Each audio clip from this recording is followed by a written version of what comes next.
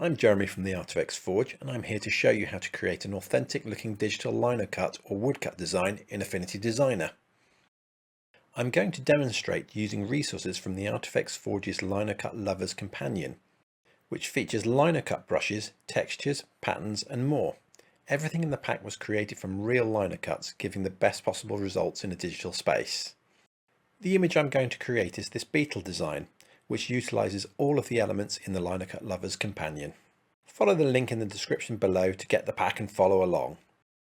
To start, create a new document 2200 by 2500 pixels in size. Tick this box to add an artboard and add a margin at 150 pixels. The margins will come in handy later. The first step is to add a Linocut ink texture as the background. The ink texture has been supplied as a one-click Affinity style. To apply the style, fill your canvas with a rectangle made using the rectangle tool. Then, simply click on the Linocut ink texture icon on the styles panel to apply it. Use the gradient tool to set the proportions by double-clicking on one of the end circles. Then, use the same tool to rotate, move and rescale the texture as required. All of the texture patterns included in the Linocut Lovers Companion use seamless repeat pattern tiles, so you can use them to fill infinite sized areas without ever seeing an edge. Next, adjust the texture's colour using Affinity's adjustments. With the rectangle selected, head to the layer menu, select a new adjustment and then HSL. HSL stands for Hue, Saturation and Luminosity. Adjust the luminosity shift slider to lighten the texture. Then close the window. With the rectangle still selected, again go to the Layer New Adjustment menu, but this time choose Recolor. You'll notice that using the Recolor adjustment defaults to making the rectangle bright red. To fix this and create a more suitable linocut colour, lower the saturation value by moving the slider to the left.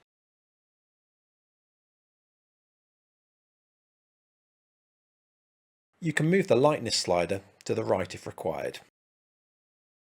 This will give you a whole range of nice colours to choose from when you adjust the hue slider. I'm going to settle on this coral colour, but you can choose whatever works for you. Close the window when happy with the result. Rename the rectangle. Next, I'm going to show you how to add realistic looking printed edges to give the look of messy, under-inked print that you get with linocuts. This is going to be created using the Linocut Lovers Companion's Edge Stamp Pixel brushes. To do this, first create a new artboard to work in. The reason for this is that I want the brush marks to extend beyond the edge of the original artboard without being cropped. Colour the artboard black, then switch to the pixel persona and select the paintbrush tool. From the drop-down menu on the brushes panel, choose Linocut Lovers Companion Printed Border Stamps.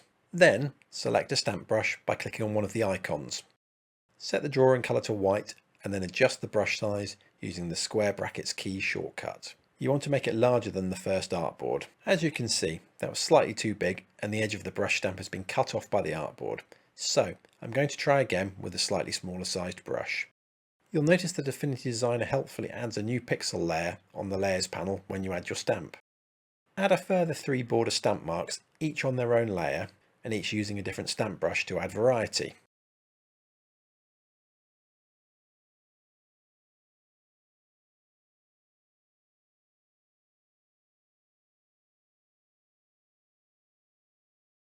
Select all 4 stamp edge marks, then drag them into the other artboard.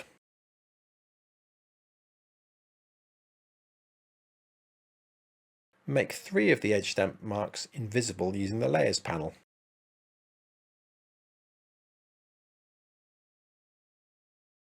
Then, position the visible stamp edge mark at one of the edges, roughly lining it up with the margin guides. You may need to scale it at the same time. Repeat the process, adding 1 stamp edge mark at each edge.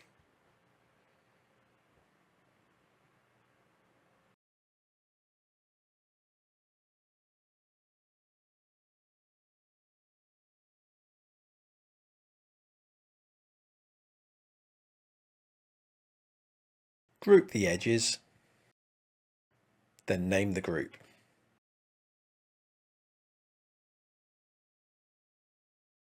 Then access the View Show Margins menu to turn the margin guides off. Switch back to the designer persona and delete the larger artboard. Now it's time to start working on the beetle.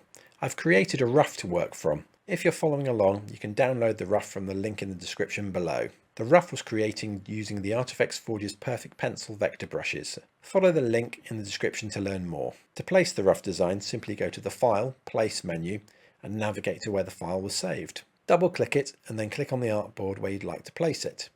Scale and move as required. Set the layer blend mode to multiply. This will make the white parts of your image transparent. Hit the lock button to prevent further changes. Next we're going to add some patterned areas to the body of the beetle, using more of the pattern styles. These styles are a great time saver, allowing the user to flood areas with pattern quickly and easily rather than having to draw it. Create a new layer and place it below the rough and rename it. Then use the pen tool to create a white vector shape where you want the patterned area to be.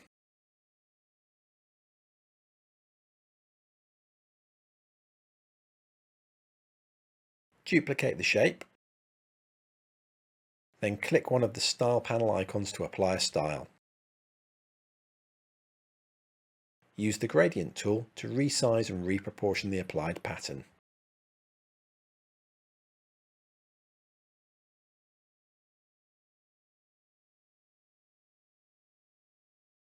Group the two shapes and name the group. Duplicate the group and rename it. Flip the duplicated group horizontally. Then reposition it. Create another shape with the pen tool here.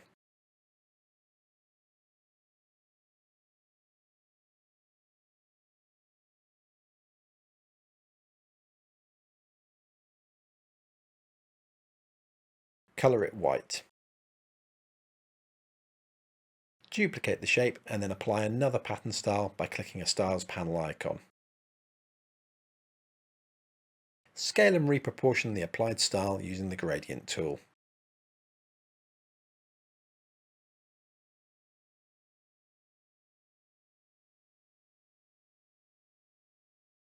Create another white vector shape with the pen tool for the next section. Duplicate it, then apply another pattern style and scale and reproportion it using the gradient tool.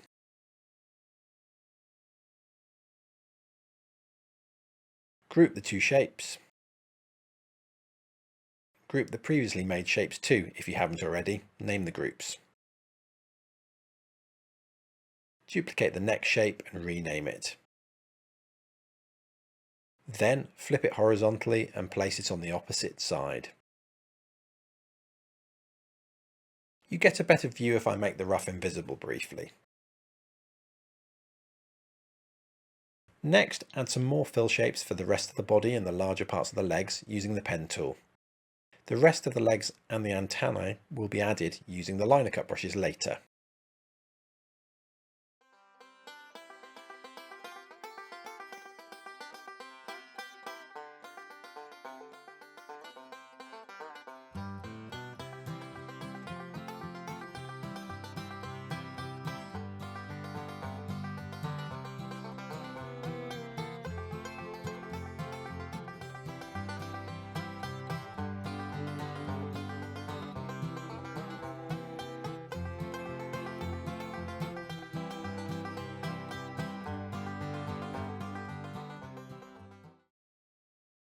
Now create the other leg sections and the antennae. Select the brush tool, set the drawing colour to white,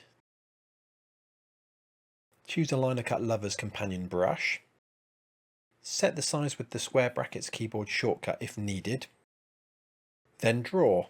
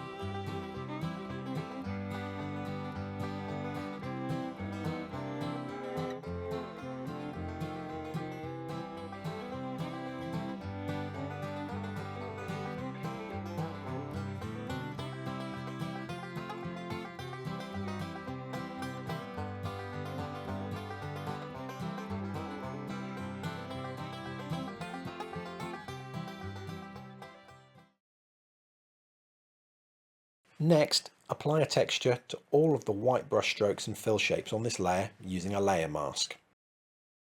To do this, group the contents of the layer, then create a vector rectangle that's larger than the beetle.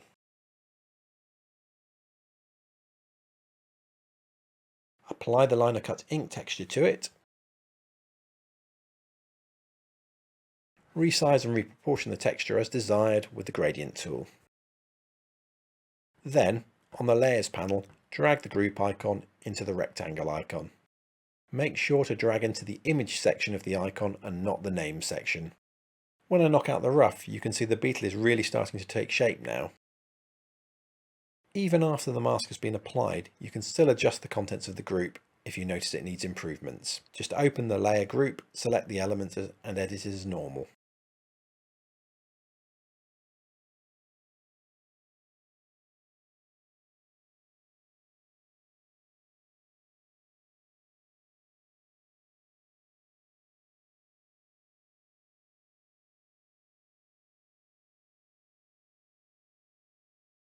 The final things to add are the other white parts of the design. These are the parts that would have no ink applied to them, as they would have been cut out by the chisel. Add these using the Linocut brushes. To do this, you need to make the rough visible again. But when this is done, the rough can't be seen over the black ink textures. So, make these elements invisible while you draw. I'd recommend using a variety of brushes and try and switch brushes as little as you can by drawing all areas which require a single brush in one go.